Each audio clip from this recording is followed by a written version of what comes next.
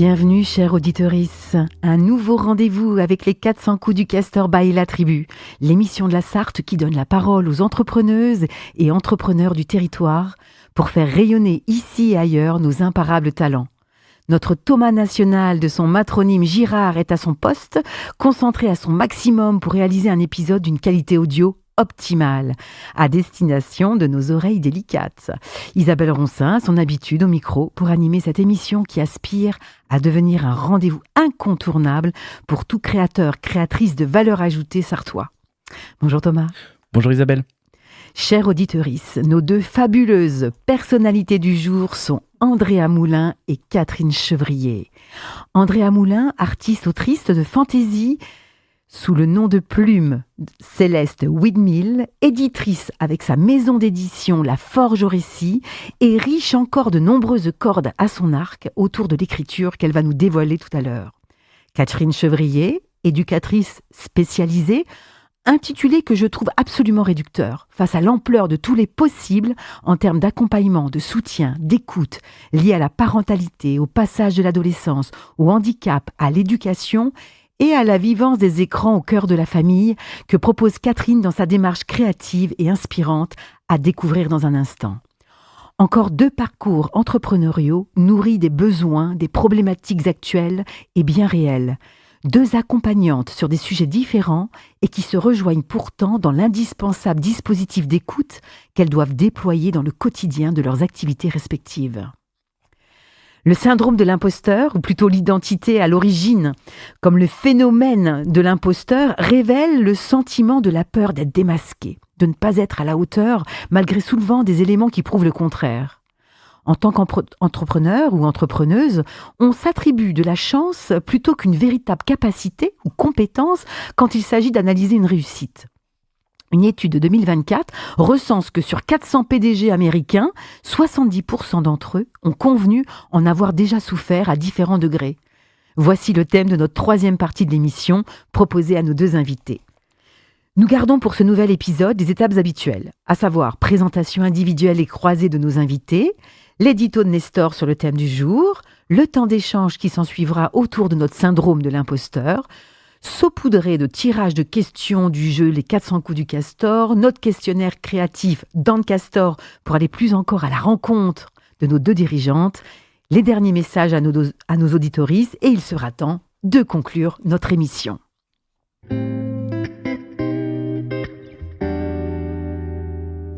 Bonjour Catherine. Bonjour Isabelle. Bonjour Andrea. Bonjour Isabelle. Avec quelle énergie arrivez-vous sur notre plateau ? Oh, moi, avec beaucoup de joie. Merci Catherine. Andrea ? Pareil, beaucoup de joie, beaucoup d'enthousiasme. En plus, c'est un sujet qui est hyper important, alors j'adore en parler. Eh bien, on va commencer par le sujet de vous-même, Andrea. Je vais vous proposer à Andrea ou à Céleste Windmill de nous parler de son parcours, de sa vision, de ses missions, de tout ce qui fait d'elle une entrepreneuse, une porteuse de projets, une accompagnatrice. Alors, je vais commencer déjà par mon parcours d'étudiante, en fait, parce que ça a commencé quand j'étais étudiante en droit. Quand j'étais étudiante en droit, je faisais une thèse et finalement, j'avais envie d'écrire mon livre à côté. Alors, j'ai écrit mon livre, ça m'a beaucoup libérée aussi sur pas mal de choses d'un point de vue personnel. Et j'ai découvert le monde merveilleux de la difficulté de l'écriture, puisque je voulais faire ce livre de manière très sérieuse pour pouvoir le publier.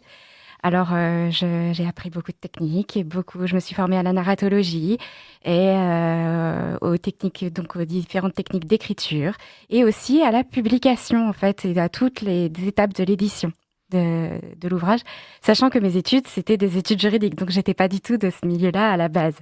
Et donc, je me suis entourée aussi de personnes pour pouvoir le faire. Et donc, en parallèle de ma thèse, j'ai aussi commencé à envisager d'être entrepreneuse et d'accompagner dans un premier temps donc les auteurs, leur apprendre ce que moi j'avais appris pour pouvoir qu'ils puissent publier à leur tour et réaliser leurs rêves aussi d'écriture. Et donc, j'ai fait un diplôme d'étudiant entrepreneur qui est délivré par Pépite, donc un dispositif qui accompagne les étudiants entrepreneurs. Et puis, de fil en aiguille, je suis arrivée à Let's Go Up et Et donc, je suis arrivée ici avec d'un côté La Forge Récit et de l'autre côté mes livres publiés, donc avec toutes les étapes d'édition. 2 livres actuellement C'est déjà ça. publiés? C'est ça, 2 livres publiés, donc plutôt de dark fantasy. La dernière condamnée d'Estérion, qui raconte l'histoire d'un procès, parcours juridique, voilà. Donc c'est l'histoire d'un procès d'une reine qui a été déchue par la Révolution et qui cherche du coup à essayer de s'en sortir de ce procès où ça mêle évidemment complot politique et réflexion politique-justice. Et le second qui est arrivé en octobre, donc tout récent, La Fête de l'Union, qui est un peu plus un récit hivernal, où on va suivre un groupe de survivants parce que Estérion a été envahi par des monstres et ces survivants vont essayer de trouver en fait de la nourriture, parce que pour l'instant ils ont que des noisettes à manger, donc c'est très compliqué pour eux. Et ils vont essayer aussi d'organiser une fête pour les enfants parce qu'il n'y a pas que la survie qui compterait, notamment pour l'un des personnages pour qui c'est très important en fait de continuer en fait à faire des fêtes et à préserver une forme d'innocence pour les enfants dans un contexte très très très difficile de survie. Quand vous avez choisi ce thème de fantasy, ça vient d'où? Qu'est-ce qui vous a amené à choisir?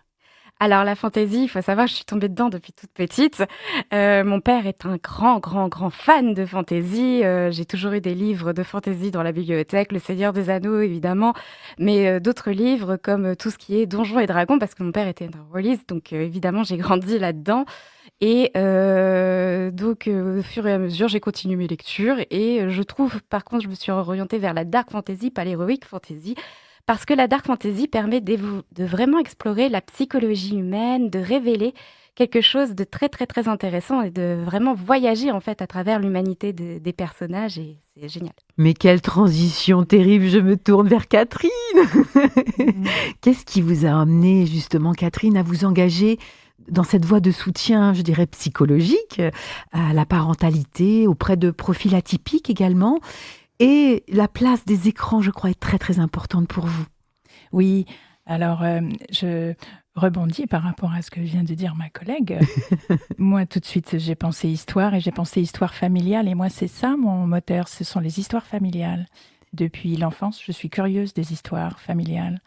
Et en fait, ça m'a poussée à notamment faire la formation d'éducatrice spécialisée, donc de devenir éducatrice spécialisée, d'expérimenter en tant que salariée éducatrice spécialisée, et puis, au fil du temps et des années, de découvrir différents univers et de revenir ensuite à mon métier, mais d'une façon un peu différente, un peu nouvelle, parce que j'avais envie de nouveautés.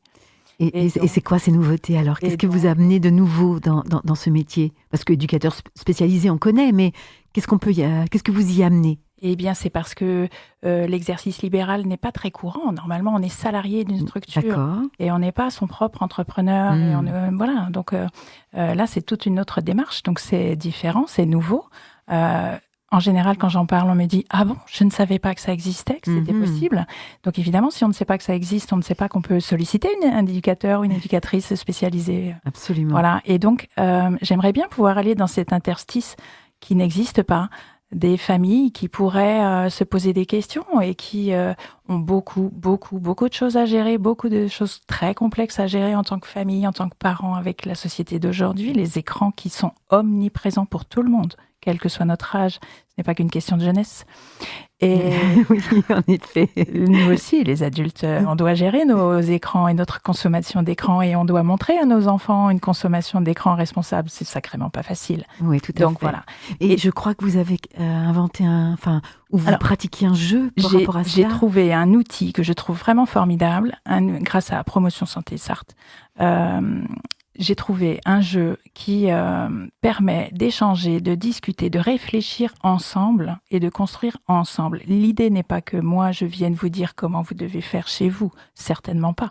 L'idée est de pouvoir construire ensemble et trouver ensemble les solutions qui nous conviennent avec des groupes de parents sous le modèle on m'a dit, un modèle de réunion tupperware, un truc de ce genre-là, où on peut, entre parents, avec les cartes que j'apporte de ce jeu, qui nous permettent de réfléchir et d'apporter des sujets, notamment, et de pouvoir se construire quelque chose qui nous convienne, dans lequel on se sente moins seul. À tous les membres, en plus, de la famille, c'est ça qui est important. Exactement. Quand on parle d'ensemble, je me retourne vers Andrea, le fait d'accompagner des personnes, dans l'écriture? Qu'est-ce que ça apporte? Ça apporte énormément.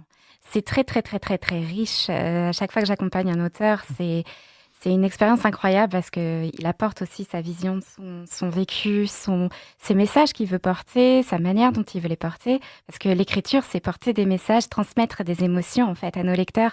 Et donc il y a vraiment chez les auteurs une envie de transmission.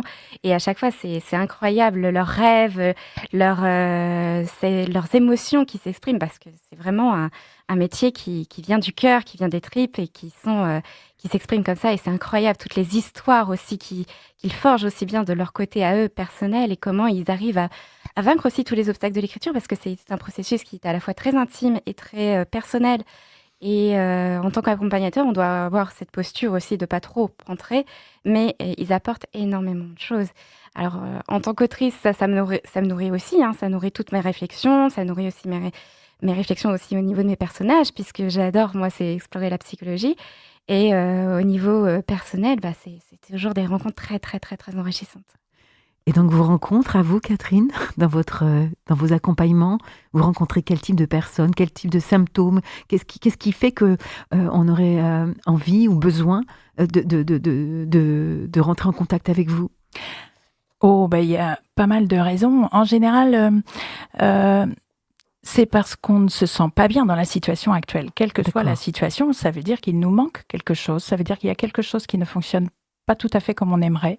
Donc concrètement, c'est-à-dire qu'est-ce qui se passe dans les familles, par exemple? Concrètement, qu'est-ce qui se passe? Par exemple, une maman me dit un jour, c'est compliqué parce que moi, je voudrais avoir une éducation non violente, mais parce que j'ai souffert de ça quand j'étais moi-même enfant, j'en ai souffert. Je voudrais ne pas user de violence, mais je ne sais pas très bien comment faire parce qu'on ne m'a pas montré. Okay. Et puis dans mon mari, il est peut-être pas tout à fait d'accord avec moi, ou bien mon mari lui aussi, il aimerait bien, mais ses parents, ils disent que si, quand même, de temps en temps, c'est pas grave, une petite fessée, enfin bon. Et puis voilà, c'est pas simple de pouvoir s'accorder tous ensemble. Oui. Et on a chacun nos propres histoires, et là, il faut construire une nouvelle histoire. Et le fait d'être en extérieur, d'être là, vous créez une forme de médiation? Oui. Vous créez un espace de sécurité? Oui. C'est de pouvoir écouter ce que chacun dit et d'entendre ce qui peut se dire au travers des mots, d'entendre ce qui peut se dire d'autre derrière. Il y a le non-verbal aussi. Bien sûr, et de pouvoir faire des liens et de permettre aux gens de faire eux-mêmes des liens. L'idée n'est vraiment pas d'apporter des solutions, ça n'est surtout pas ça. J'ai lu un livre qui m'a beaucoup marqué quand j'étais plus jeune, de Guy Oslos, La compétence des familles. Et il faut se servir de la compétence de chacun. Chacun a ses propres compétences. Et justement, dans le syndrome de l'imposteur, on verra tout à l'heure, c'est une des difficultés, c'est qu'on ne sait pas qu'on a ces compétences. Et parfois, on a besoin que quelqu'un vienne nous dire, mais dites donc ça, vous savez faire ça. Ah bon, je ne savais pas que je savais faire ça. Donc voilà. Et qu'est-ce que ça apporte dans les profils atypiques que vous accompagnez, toute cette richesse que vous avez? Parce que il y a des publics, par exemple, en situation de handicap, pour qui on a toujours regardé ce qui manquait, ce qui ne marchait pas, ce qui n'allait pas. Donc, on est toujours dans le négatif. Ah bah oui, il y a un déficit. Ah bah oui, il y a une incapacité. Ah bah oui, voilà. Donc, forcément, la personne finit par intégrer vraiment et à se réduire à cette incapacité, à cette déficience. Et il faut pouvoir lui permettre de penser et de se reprojeter dans quelque chose de positif, de constructif. Et pour que cette personne s'autorise à se dire, mais si ça peut-être, j'y ai droit, j'y ai accès. Peut-être que finalement, je pourrais être autonome pour faire ci, pour faire ça, alors que j'ai même pas essayé, puisque a priori, c'est pas pour moi. Oui, et donc je rebondis parce qu'Andrea, c'est ce que vous faites aussi auprès de votre public d'écrivains. Absolument. Ça fait beaucoup écho à ce que je fais parce qu'on rencontre vraiment ces difficultés-là chez les auteurs. Les auteurs, c'est vrai, il y a une multitude de profils d'auteurs, mais beaucoup d'auteurs ont un profil aussi très Plutôt fragilisé. oui, voilà, Il y a- plutôt il- fragilisés, ils ont en fait un vécu Hmm. des fois très très très lourd et en fait ils veulent témoigner de ce vécu. Mhm. C'est souvent un profil que je rencontre, quelle que soit la forme de leur roman derrière, hein, que ce soit de la fiction ou une biographie, il y a toujours un vécu qui va transparaître à travers leurs personnages, à travers leurs messages, et à travers les émotions. Hein. C'est vraiment un dialogue d'émotions à chaque fois entre le lecteur et l'auteur. Et donc, ils sont très fragilisés et aussi, ils ne croient pas qu'ils puissent être un auteur. L'auteur a cette vision, on a cette vision de l'auteur que c'est un être un peu incroyable, un génie, voilà. Et donc, ils ont l'impression qu'ils ne peuvent pas avoir les compétences pour être un auteur. Vraiment, c'est. Donc le sujet qu'on Voilà, va voir tout à l'heure, on va pas. je vais pas spoiler le Non, sujet. ne Voilà, spoilons mais, pas le sujet. Non, ça fait vraiment écho parce que moi aussi, je m'appuie aussi sur les compétences qu'ils ont déjà pour susciter leur créativité, pour leur dire, mais regardez le potentiel que vous avez pour pouvoir transmettre vos émotions, vos messages, ce que vous avez déjà dans vos tripes et vos cœurs pour pouvoir le faire. Merci pour tous ces beaux témoignages. Est-ce qu'il y a des petites cartes, vous avez vu devant vous, et c'est des cartes sur les émotions justement, c'est le jeu de cartes, les 400 coups du castor. Ce que je vous propose, c'est de tirer une petite carte et d'y répondre. Alors allez-y, je vais peut-être vous la lire même. Vous avez choisi, allez Catherine. Alors c'est coup de soulier, c'est un petit clin d'œil à mon amoureux. Dans quoi aimerais-tu de temps en temps mettre un coup de soulier ? Oh, alors là, comme ça, il y a pas mal de trucs. Sur un paquet d'idées reçues, sur un paquet de représentations qui font qu'on s'interdit de faire et qu'on s'interdit d'essayer et qu'on s'interdit de se rencontrer. Et ça, c'est un petit poil agaçant. Et je pense notamment là aux un exemple, oui, populations en situation de handicap. J'aimerais tellement qu'elles puissent un peu plus rentrer dans le monde du travail, dans le monde de l'entreprise. On a commencé à faire beaucoup d'inclusion scolaire, etc. Pour les enfants, on a commencé à faire beaucoup de choses. C'est loin d'être parfait. On est sur le chemin ? Oui, il y a vous encore beaucoup, beaucoup de chemin à faire qui seraient un petit peu plus respectueuses des personnes. Mais il y a des choses qui avancent, voilà. Mais après, une fois devenu adulte, c'est ça. Il y a une difficulté. Ça s'arrête. Mais et je crois qu'il y a des gens en ce moment qui réfléchissent à ça, justement. Oh oui. On va pas spoiler non plus. Dans le coup, quand sais-tu que tout va bien, Andrea? Quand je sais que tout va bien, c'est vraiment un moment où l'écriture vient de manière très fluide, en fait. Ça se revient à l'écriture, à la créativité. C'est le moment où je sens que mon cerveau bouillonne et qu'il y a plein d'idées qui arrivent, que ça construit plein de choses, que j'ai l'impression de pouvoir accomplir plein de choses aussi, de m'envoler en fait un petit peu et de pouvoir avoir plein de mains pour pouvoir faire plein de choses en même temps et construire plein de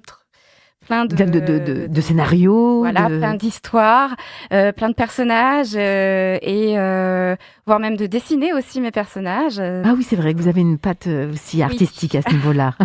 Même si c'est pas encore du niveau d'un illustrateur professionnel pour certaines choses, je commence à avoir mon petit niveau et j'illustre notamment l'intérieur de mes ouvrages. Mais voilà, donc il y a plein de choses comme ça. Eh bien, merci pour ce premier temps. Nous allons passer à l'édito de Nestor.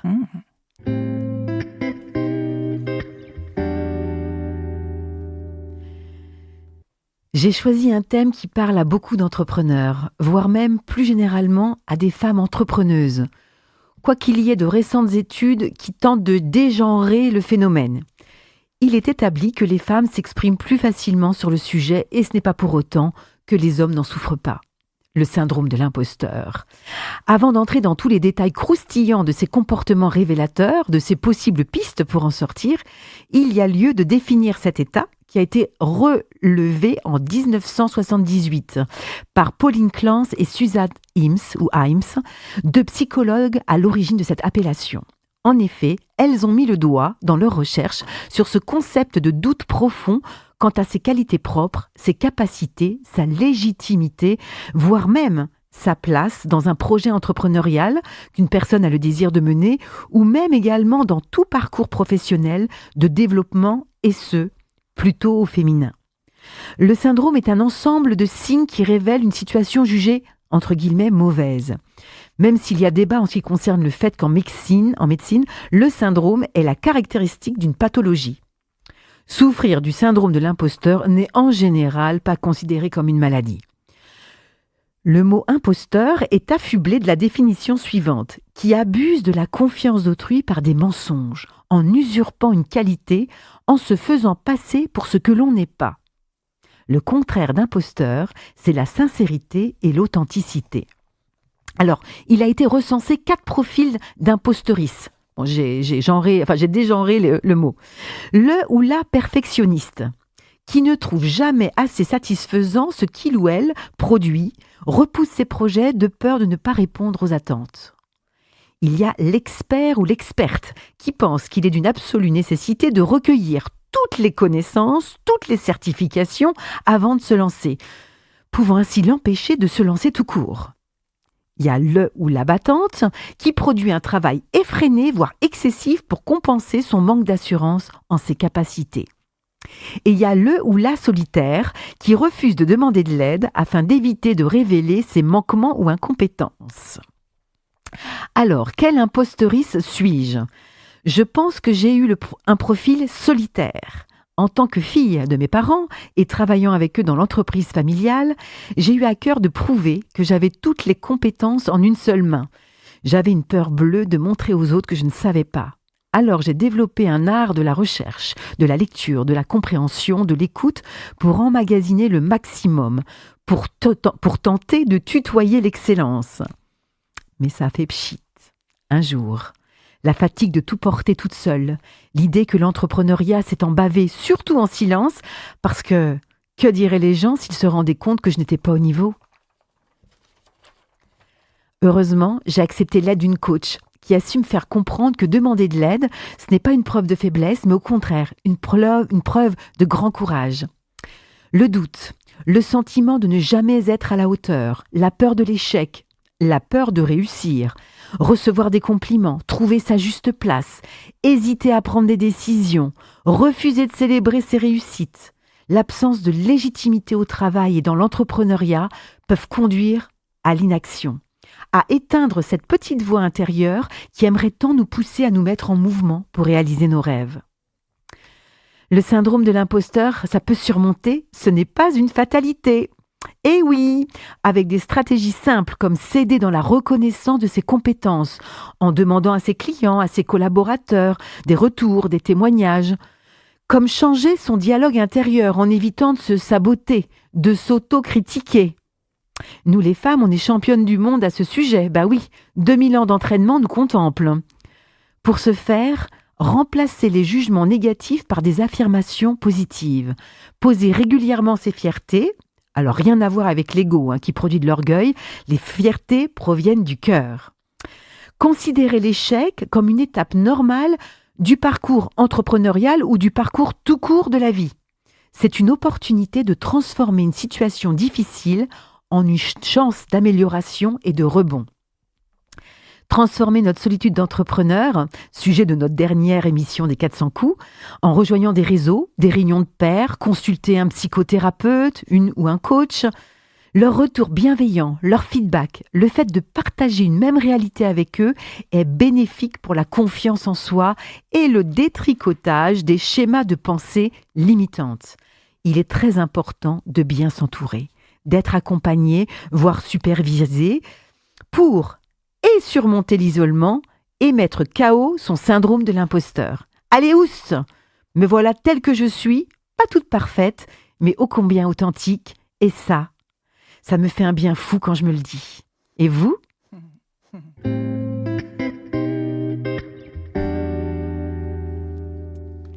Alors Andrea, qu'est-ce que cela dit ou fait dire syndrome de l'imposteur dans votre vie entrepreneuriale ? Oh là, énormément de choses. Par où commencer ? Alors déjà, le syndrome de l'imposteur, ça n'a pas été que entrepreneurial. Je l'ai d'abord expérimenté dans le cadre de ma thèse. Parce qu'en tant que doctorant, on se retrouve d'un coup catapulté, expert de notre sujet. Et on est entouré de professeurs qui ont, eux, passé déjà le doctorat, qui sont, eux, reconnus extrêmement experts, etc. Alors, moi, j'étais toute petite, j'étais une petite doctorante de première année, je venais à peine de commencer. Comment je pouvais me dire experte d'un sujet alors que j'étais entourée d'autant de professeurs aussi éminents. Et donc voilà, donc j'ai commencé à expérimenter le syndrome de l'imposteur. Alors je l'avais déjà expérimenté un petit peu avant, mais Et comment ça voilà. se vivait à ce moment-là? Est-ce que vous en êtes rendu compte? Alors je m'en suis rendu compte de manière très très très violente parce qu'un jour j'étais donc dans un colloque de chercheurs et j'avais accès à des spécialistes de mon domaine qui auraient pu justement m'aider sur ma thèse et on m'avait dit, donc mon directeur de thèse m'avait dit surtout va leur parler au moment du petit buffet. Et c'était le buffet du midi, donc en plus on avait que ça à manger et je suis restée pétrifiée, mais littéralement pétrifiée à côté de la table et je ne pouvais pas bouger. Et je regardais en fait la chercheuse qui était en plus dont j'avais lu tellement de choses, etc. sur le sujet. J'avais analysé tellement de ses écrits que j'étais pétrifiée. Je la regardais et je n'ai pas bougé pendant les 2 heures du buffet. Voilà. Ok. Donc ça, c'est un symptôme Voilà. Donc ça a commencé avec la thèse et lorsque je me suis lancée dans l'entrepreneuriat, notamment en plus l'accompagnement aux auteurs, j'avais aussi ce côté très très très de syndrome de l'imposteur qui était assez particulier parce que je me disais mais quelle est ma légitimité en fait? Est-ce que parce que d'accord, je l'ai fait de manière bénévole déjà d'accompagner des auteurs, mais finalement de manière professionnelle, qu'est-ce que je peux en faire? Qu'est-ce que je peux en dire? Je l'ai jamais fait, mais bon, c'est normal, je commençais l'activité, je ne pouvais pas dire que et en plus, il n'y a pas de formation, d'accompagnateur en écriture. Donc voilà, j'étais, mais qu'est-ce que et cetera et donc j'étais, presque paralysée à ne pas en parler, en fait, aux autres auteurs. Et comment vous avez réussi à transformer cela alors, Andrea? Eh ben, c'est notamment parce que là, je me suis entourée d'autres entrepreneurs et que j'ai commencé à dialoguer un peu plus, que j'ai eu des retours aussi Le feedback des personnes? voilà, des auteurs que j'ai accompagnés. Et puis, je me suis un peu bousculée. Ça a été un peu, voilà. L'idée de se mettre en mouvement est C'est ça. importante. Ouais. Je me suis un peu bousculée, je me suis mise en mouvement et j'ai aussi eu mon parcours aussi d'autrice et qui a aussi souffert du syndrome de l'imposteur.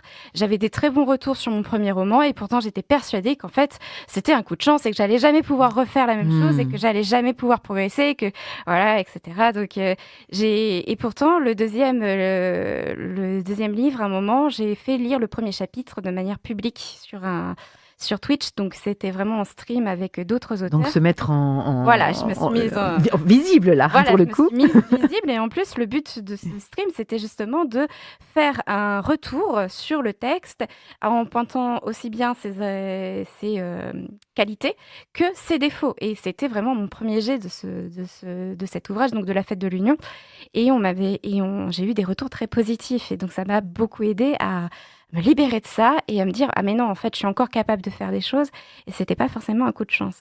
Et donc vraiment là c'est vraiment les retours qui C'est libérateur c'est libérateur. Et vous, Catherine, si tant est que vous ayez personnellement souffert de ce syndrome, quel regard portez-vous dessus? Alors, effectivement, quand on démarre quelque chose, on se dit mais pourquoi moi? Qu'est-ce que je vais apporter de différent? Qu'est-ce qui va bien se passer? Il y a déjà plein de choses qui existent. Pourquoi les gens viendraient me contacter moi et qu'est-ce que je peux faire moi? Et si les gens viennent me raconter des choses, viennent me demander du soutien, un accompagnement, et puis qu'en fait je ne vois rien, je ne sais pas. Au début, parfois, quand les gens arrivent, ils nous racontent un peu leur histoire et on se dit mais qu'est-ce que je vais pouvoir faire de ça, moi? Oui. Par quel bout je vais prendre ça? Et donc, comment vous faites, Catherine? Eh bien, je me fais confiance. Et en fait, je me fais confiance parce que j'ai aussi de l'expérience maintenant et que j'ai expérimenté qu'il y a un moment où, effectivement, grâce à ma formation, grâce aux formations que je continue de faire, grâce au travail que je continue de faire en permanence parce qu'on apprend toujours, Oui. eh bien, je vois bien qu'il y a un moment où, dans une situation, ah oui, tiens, c'est plutôt sur ce bouton que je voudrais appuyer. Ah oui, tiens, je voudrais essayer de parler de ça. Ah oui, tiens, ce mot-là. Enfin, voilà.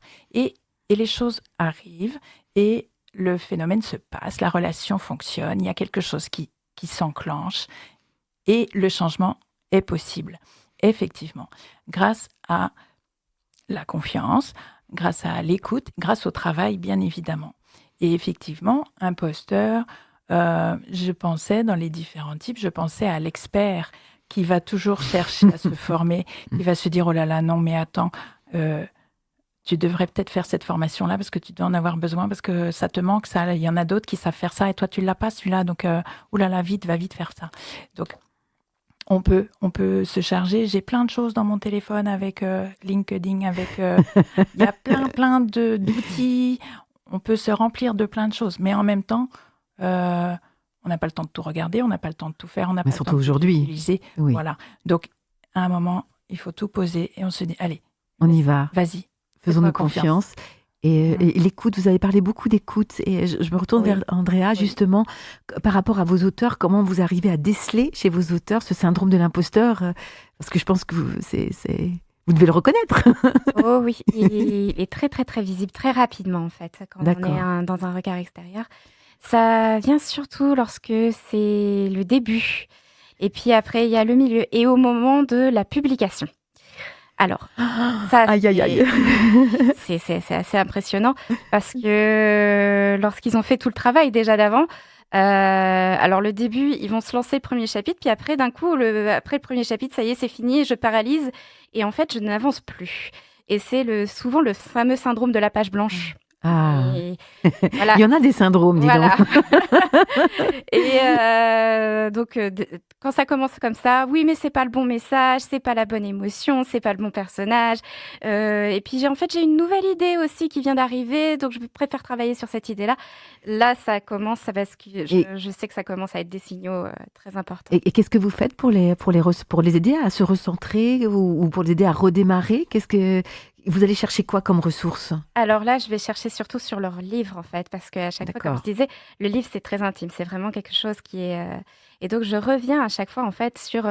Mais pourquoi vous avez voulu écrire ça? La raison. Pourquoi ce message-là?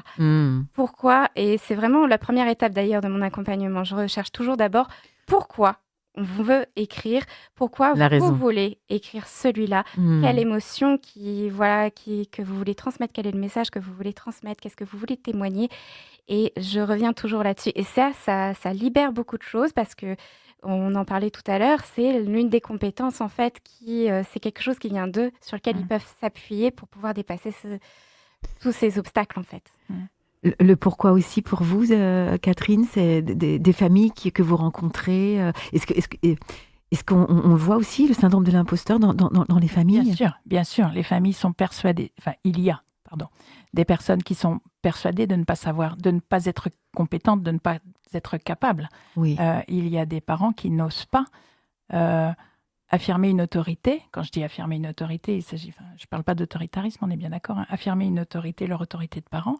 Il y a des parents qui n'osent pas affirmer ça en se disant « mais non, je ne suis pas capable, pourquoi il m'écouterait mon enfant me parle sans me respecter, mais en même temps, c'est normal. Suis-je respectable ?» Voilà. Donc, il y a des parents qui se retrouvent pris dans un piège comme ça parce que effectivement, on leur a souvent dit qu'ils n'étaient pas suffisamment bons, suffisamment compétents. À l'école, ça marchait peut-être pas très très bien.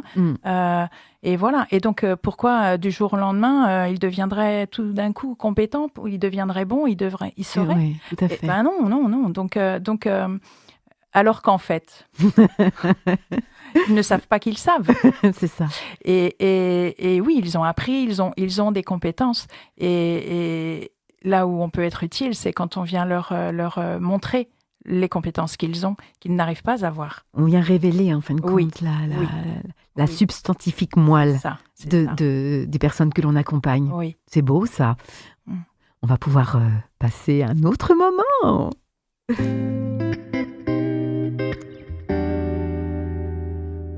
Où en est votre météo à ce stade de l'émission ?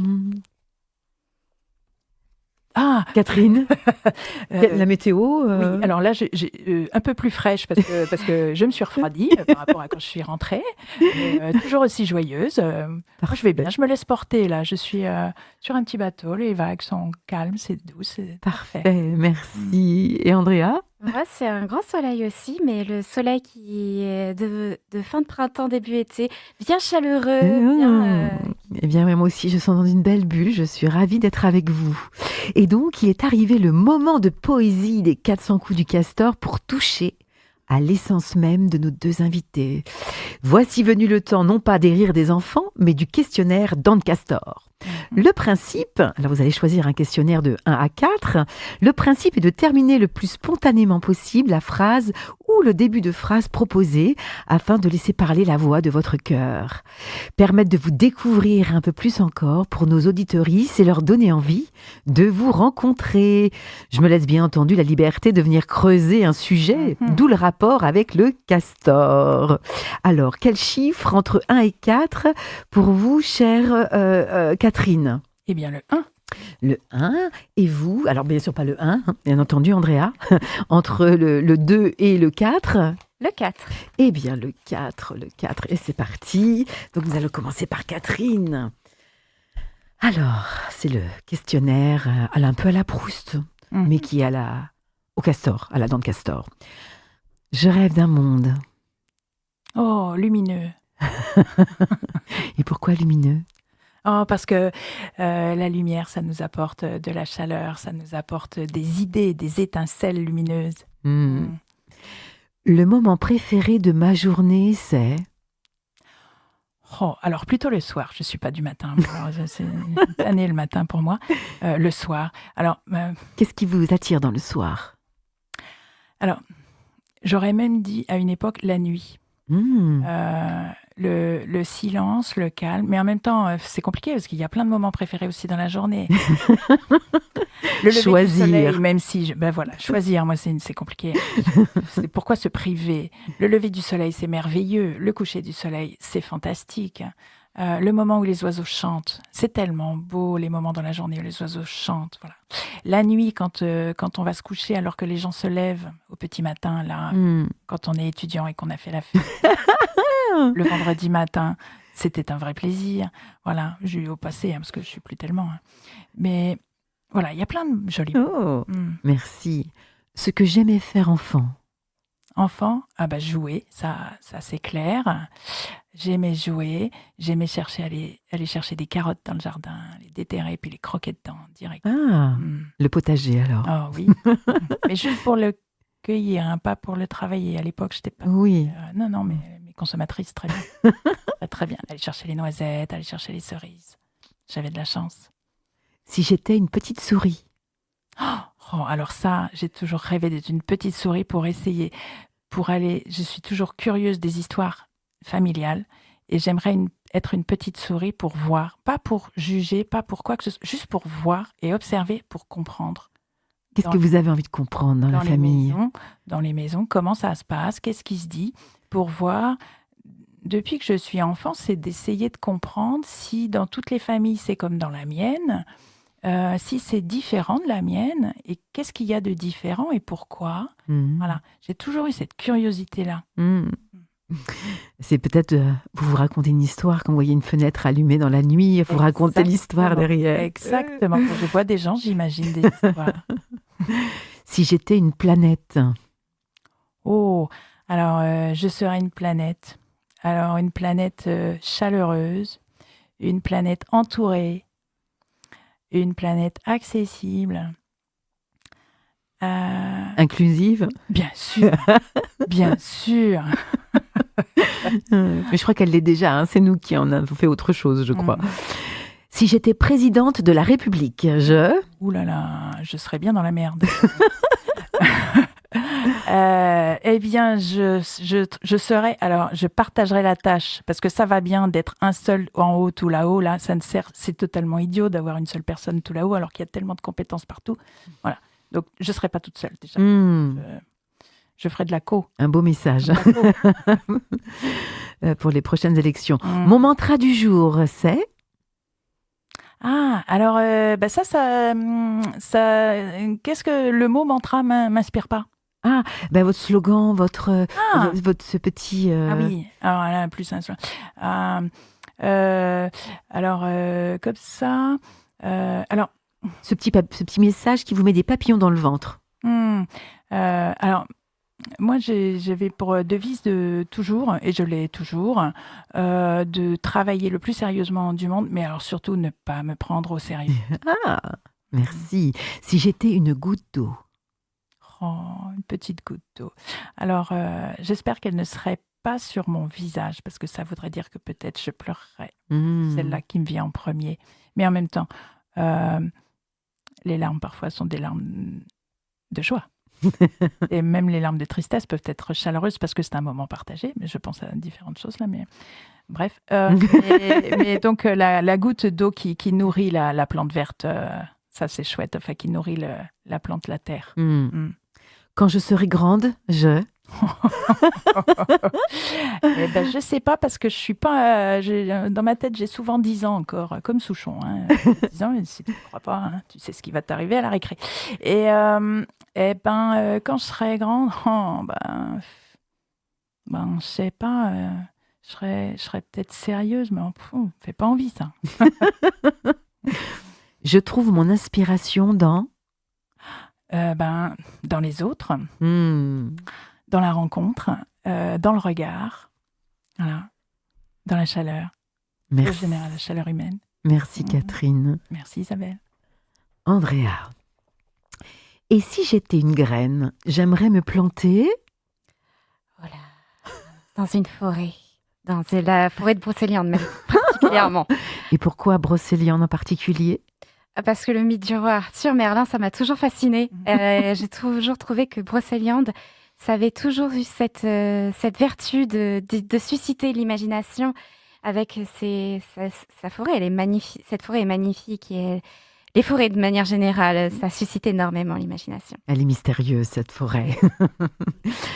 C'est facile pour moi de créer. C'est facile de créer à peu près beaucoup de personnages, des histoires, des petites situations. Bon, donc le métier est bien choisi alors. Voilà. Aujourd'hui, 3 petits points. Aujourd'hui, j'ose beaucoup. J'ai osé faire des choses qui sortaient de l'ordinaire. J'ai osé faire notamment des petites vidéos pour mes réseaux sociaux, et ce qui n'est pas facile pour moi. Et surtout, j'ai osé faire quelque chose de très difficile, c'est de pitcher un projet de roman qui est en cours d'écriture, alors que je ne sais toujours pas ce qui se passe exactement dedans. Voilà. Donc, c'est bien osé. Voilà. J'aime écouter. J'aime écouter la musique. La musique, ça prend beaucoup de place. J'écoute beaucoup de musique. Quand vous écrivez ? Oui, alors j'écris tout le temps en musique. C'est musique de jeux vidéo, de films, moins de variété. Moins de variété quand j'écris. Mais j'écoute quand même pas mal de variété quand je fais d'autres activités, et ça peut susciter aussi des scènes. Si j'étais un instrument de musique ? Le violon alto. Oh bah direct. Pourquoi pourquoi le violon alto ? Le violon alto, c'est dans un quatuor. C'est un violon qu'on ne connaît pas très bien. On entend surtout le violoncelle ou la contrebasse dans le quatuor, mais le deuxième, le violon alto, il est un peu plus discret. Mais si on retire le violon alto du quatuor, il n'y a plus rien qui marche. C'est un pilier, mais il est discret. Oh, s'il était trop tôt ? C'est jamais trop tôt. Ah, pour vous, je pense qu'elle est bien celle-ci. Il était une fois. Il était une fois un grand château et une grande bibliothèque. Je m'y vois déjà. Aujourd'hui, je choisis d'avoir le droit d'exister, le droit de l'erreur. Voilà. Ça revient un peu avec oser. Parce que c'est quelque chose qui a toujours été très difficile pour moi, d'avoir le droit à l'erreur, le droit d'exister, de faire des choses et d'occuper une place. Je suis pour... Je suis pour beaucoup de choses. Je suis pour explorer, je suis pour voyager, je suis pour apprendre. Et je suis pour transmettre aussi. Et aussi pour beaucoup de bienveillance. Si j'étais un être de la nature, je serais... Alors, un petit léprechaune.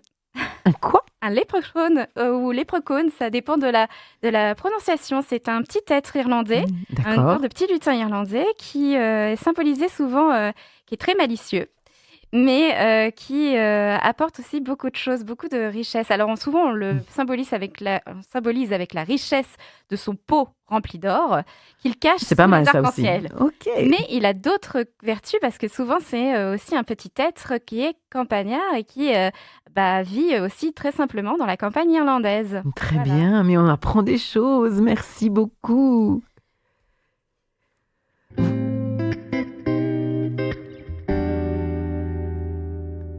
Voilà, c'est la fin. Enfin presque, Thomas. Déjà? Catherine, Andrea, quelques mots encore pour conclure sur le thème de l'émission.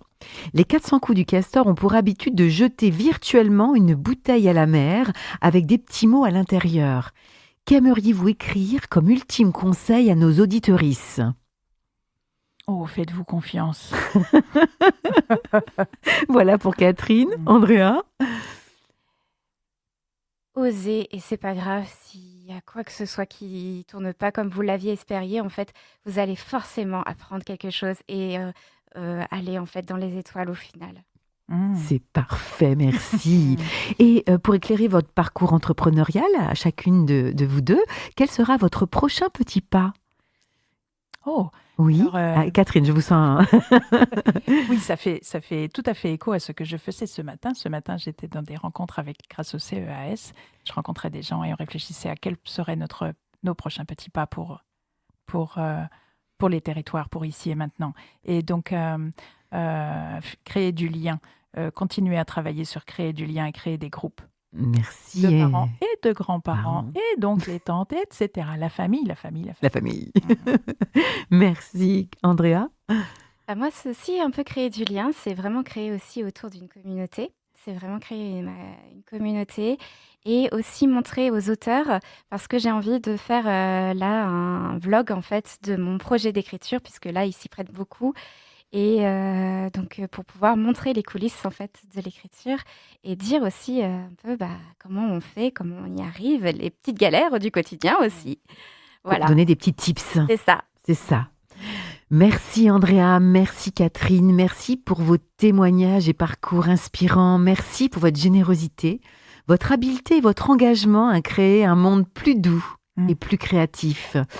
Comment fait-on pour entrer en contact avec vous? Catherine? Alors, 07 82 11 80 86. Vous pouvez le répéter? Vous pouvez me contacter au 07 82 11 81 86 ou m'envoyer un mail à catherinechevrier@ecomel.fr ou bien contacter Let's Go Up. Et la tribu. C'est pas suivre. Et vous, Andrea, comment fait-on pour vous rencontrer? Alors, on peut me rencontrer à plein d'endroits. L'endroit principal, c'est laforgerécit.com, ou avec mon site internet, avec tout ce qui est expliqué. Sinon, il y a aussi Instagram avec mon compte d'autrice céleste.windmill. Ou alors, évidemment, il y a aussi Let's Go Up, la tribu. Eh bien, c'est parfait. Cette émission a été malicieusement préparée à la tribu Coworking au Mans avec les équipes de Let's Go Up, justement, dont Thomas Girard et moi-même. Un petit mot, Thomas? Merci pour cette émission, j'ai appris plein de choses. Le thème de la prochaine émission, c'est un rêve. En faire un projet entrepreneurial? Pourquoi pas? Si vous ressentez l'envie, le besoin vital de participer à la prochaine émission en tant que freelance, entrepreneur, entrepreneuse, artiste, commerçant, commerçante, chef d'entreprise, envoyez-nous un mail avec vos coordonnées et l'objet, les 400 coups du castor, à latribucw@gmail.com. Nous ne manquerons pas de vous recontacter. Vous retrouverez l'émission sur la plateforme Ocha. À très bientôt.